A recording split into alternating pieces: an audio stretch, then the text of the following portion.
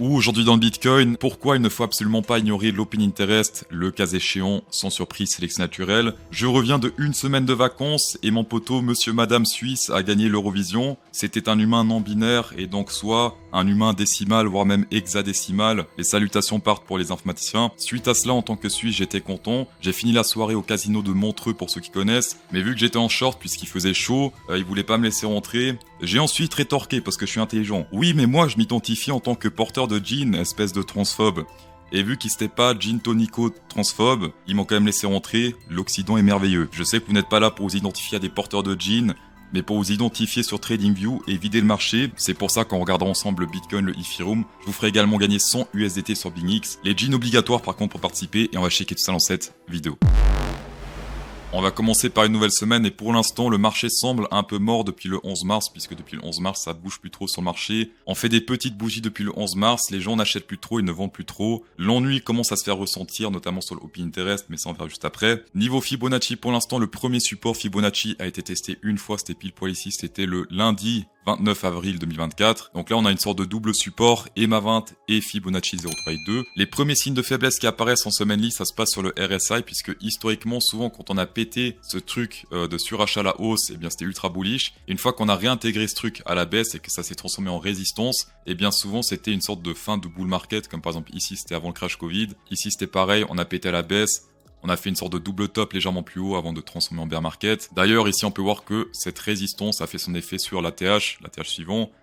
Ici également, on a fait une sorte de résistance durant ce bull market, légère résistance. Ensuite, on a pété ce truc à la hausse, support ici, énorme pump à la hausse. Et là, on a pété ce truc à la baisse, historiquement signe de faiblesse. Ce qu'on peut faire potentiellement, c'est comme ici, faire une sorte de double top, pour ensuite se péter la gueule un peu comme là. Reste à voir, mais dans tous les cas, historiquement, les nouveaux sommets se font attendre une fois qu'on pète ce truc à la baisse. Niveau open interest, pour l'instant, c'est plutôt intéressant, puisqu'il y a quand même pas mal d'open interest qui s'est pété la gueule, les gens fermaient leur position, ils commencent à avoir peur. On voit quand même que cette ex-résistance fait toujours office de support, donc ça c'est plutôt positif. Tant que ce support tient, on est content, mais uniquement tant que ce support tient, d'accord? Parce qu'ensuite, une fois qu'on pète ce truc à la baisse, eh bien, énorme résistance historique et ça risque d'être difficile de repéter ce truc à la hausse par la suite. Il est également très important de observer ces ranges parallèles puisqu'ils font des superbes effets depuis tout ce bull market. Support résistance magnifique et pour l'instant on est sur un support, mais je rappelle, attention, je trade uniquement les breakouts. Donc si on pète ce truc ici cette semaine ou semaine prochaine à la baisse, eh bien attention puisqu'on pourra aller jusqu'au support suivant, soit ici plus ou moins 46 000 $, ce qui peut faire assez mal au marché et ça paraît plutôt cohérent puisque jusqu'à ce niveau il n'y a pas grand chose de support historiquement. Prochain support historique ça se passe plus ou moins ici autour des 44 500, ce qui est plutôt bas niveau Bitcoin. Si on optimise quand même un petit peu, ce support tient depuis maintenant pas mal de semaines, il fait son effet puisqu'à chaque fois qu'on teste avec une tige, hop on se fait rejeter à la hausse. On a fait une cassure de tige à la baisse, on a pété ici sur les MA 20. Ensuite, hop, réintégration directe. Mais c'est vrai que là, on teste de plus en plus et plus on teste un niveau, plus il y a de chances que par la suite ça breakout. Bitcoin aujourd'hui, chose intéressante, on évolue dans un range. Le truc un peu moins cool ici, que je trouve en tout cas personnellement, c'est le centre du range qui fait des effets un peu bizarres. On pète à la hausse, on pète à la baisse, hop, ça fait des trucs un peu bizarres. Mais en tout cas, sur les bordures du range, les trucs jaunes, c'est plutôt très propre puisqu'on fait des rejets très propres ici à la baisse, une fois, deux fois, trois fois. Et à la hausse ici, c'est une fois, deux fois, trois fois et même quatre fois la hausse. Et donc théoriquement, les meilleurs trades, ce serait simplement de longuer sur le bottom ou shorter sur le top. Et premier TP sur le centre, le truc rouge, puisque c'est là où les premiers retournements en général se passent. Chose un peu différente par rapport au range parallèle sur l'action price, c'est le RSI, puisque là on est sur le top de ce range avec également pas mal de retests. Et ce qui serait plutôt positif ici, en tout cas selon moi, ce serait un breakout de ce range à la hausse. Pour également breakout le niveau 50 sur le RSI, parce que je rappelle que le niveau 50 sur le RSI c'est très important. Ça serait magnifique puisque ici par exemple ça faisait office de support, on se fait rejeter à la hausse et une fois qu'on a pété à la baisse, c'était pile poil ici. On a fait des creux plus bas, d'accord, et depuis ça fait office de résistance. Une cassure à la hausse pour un long, et en plus on casserait ce centre de range à la hausse également. On pourrait longuer très facilement jusqu'à la résistance suivante, soit ici plus ou moins le top de ce range, autour des 68 000 $, si ça arrive. L'open interest est également ultra important à surveiller puisque ça nous indique les positions qui s'ouvrent, longues et short cumulées. Et durant ce bull market, quand on a testé cette parabolique, ce truc vert, et bien souvent c'était de l'achat, ici par exemple c'était pile poil de l'achat, ici également. Et là depuis maintenant quelques semaines, on teste de nouveau ce truc parabolique à la hausse, une fois ici, une fois là, et peut-être aujourd'hui, voire demain, une fois de plus. Jusqu'à preuve du contraire, ces zones-là, c'est des zones de recharge pour le bull market. Mais attention, une fois qu'on pète ce truc à la baisse, et bien forcément, hop, résistance et transformation en tendance baissière malheureusement. Pour info, pour ceux qui veulent le savoir, ces datas c'est uniquement sur Binance, Binance, BitMEX, Kraken. Pour l'instant, on est sur du, 4 milliards, c'est ça, ouais, 4,7 milliards sur Binance et tout ça cumulé. Autre perspective en daily, on a le Golden Pocket qui a été touché ici, 0,58, 0,66, hop, rejet à la hausse, stop loss toujours 0,786, on peut faire des trades jusqu'à au moins 0,382. Également, il y a cette compression RSI qui a breakout à la hausse, ça c'est plutôt positif. On prend la hauteur de cette compression, pourquoi une flèche, j'en sais rien, bon c'est pas grave. On met ça sur le breakout et théoriquement, c'est plutôt bullish pour la suite. Le Golden Pocket bearish pour ceux qui veulent shorter par la suite, il a presque été atteint, donc ça se passe ici sur ce niveau. On l'a frôlé ici, mais on l'a pas testé, ça se passe autour des 66 032 $ et le stop loss ce serait ici autour des 68 851 $. Donc ça c'est pour ceux qui souhaitent shorter le Golden Pocket. Un peu de on-chain, les short-term holders, les oranges et les long-term holders, les bleus.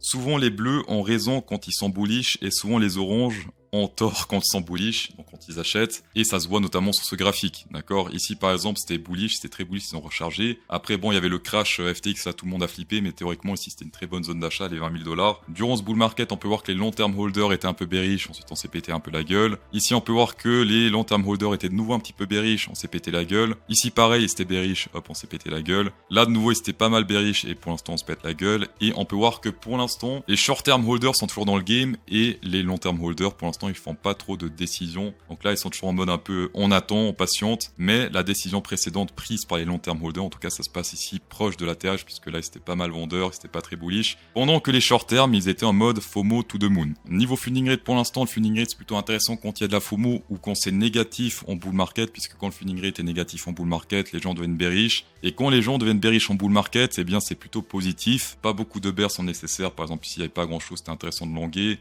Ici également, il n'y avait pas grand chose. Et pour l'instant, ici également, il y avait pas mal de périodes un petit peu bearish sur du court terme, mais quand même bearish. Autre chose intéressante également, c'est le volume delta, puisqu'on peut tirer ici une résistance et un support. Et souvent, quand on teste ici ce support, eh bien, c'est, ça fait déjà un range parallèle, déjà, première chose. Ici, c'était de l'achat. Ici également, c'était de l'achat. Et on est sur le point de retester ici cette zone de support volume delta. Est-ce que ça fait quelque chose quand on teste le top? On va checker ça. Alors ici, c'était légèrement de la vente. Ici également. Ici également. Ici, non, là, c'était pas de la vente. Et ici, c'était de la vente. C'était cette zone-là et cette zone-là représente cette zone-là sur l'action price. Donc, on était quand même très proche du top et c'était plus intéressant de chercher du short que du long dans cette zone. Et là, on dirait que pour l'instant, eh bien, on est clairement plus proche de ce bottom que du top. Le gagnant se print à l'écran et la question que tout le monde se pose, est-ce que ce vendredi matin 9h, le prix du Bitcoin Price sera au-dessus des 61 800 $ ou sous ce prix? Mettez simplement plus ou moins à la fin du commentaire pour gagner comme le gagnant du jour 50 $ et même 100, putain 50 $ c'était à 100 années en arrière.